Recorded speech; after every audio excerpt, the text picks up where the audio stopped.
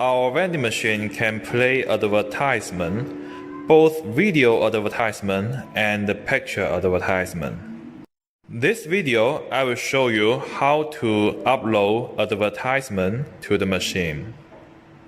Log in the server from computer. Click Operation Center. Click Advertisement Manage. Click Advertisement Content. Then we can add a new advertisement. There is two places we can upload advertisement. One is when nobody is buying, it will play a full screen advertisement.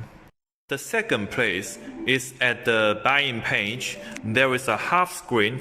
We can upload an advertisement. So when we upload the advertisement, we need to select where it's going to be displayed. Upload video and select the video we want to play. And then click OK. After adding a new content, then we click the advertisement release. Click Advertisement Publish.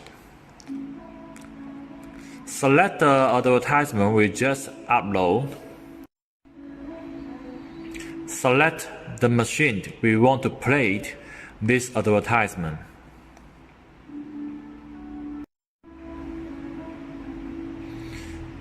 Click OK. The video will go to the machine.